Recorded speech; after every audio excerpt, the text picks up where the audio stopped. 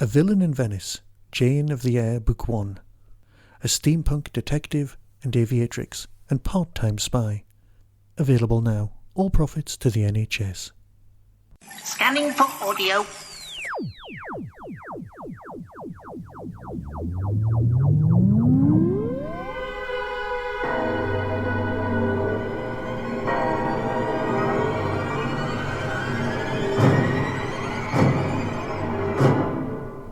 Welcome to a Tin Dog podcast. This time talking about, well, these are the reaction to Lovecraft Country podcasts. Immediate and hardly edited at all.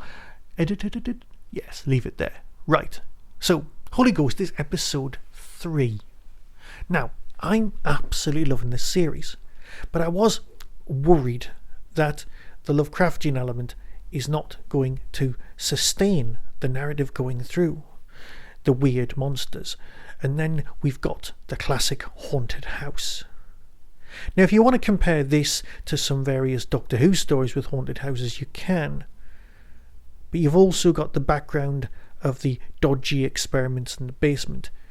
You've got the evil white guy, whose ghost is malevolent. And then you've got the victims, who are ghosts in the same way as the Sixth Sense hanging pirates. They're scary to behold, but they're still on your side. Yes.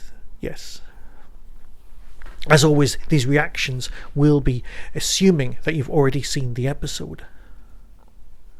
The background of the terrible people, the terrible policemen, the people outside, the burning crosses on the lawn. You know, as someone who would build props, I would feel nothing but uncomfortable about having to produce something like that in order to be used in a show. But here's another thing. I'm sure out there there'll be people watching this show going, oh yeah, classic cars, and then they're being smashed to hell with baseball bats.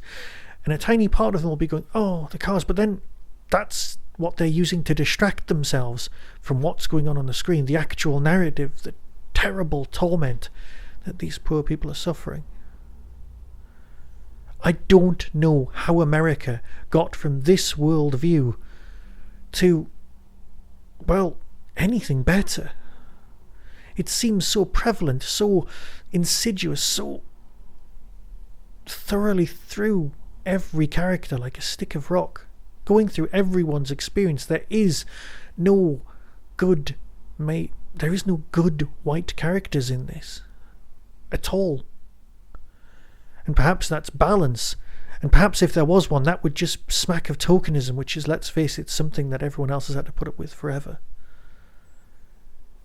The writers are walking a superb tightrope and producing something glorious. I loved this episode. And concentrating on the female characters was great. Yes, the gratuitous bum shots, which seem to be appearing at least once per major storyline, seem to be out of place.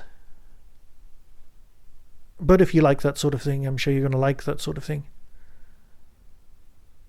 But I did like the malevolence of the house protecting everyone and tidying up after itself.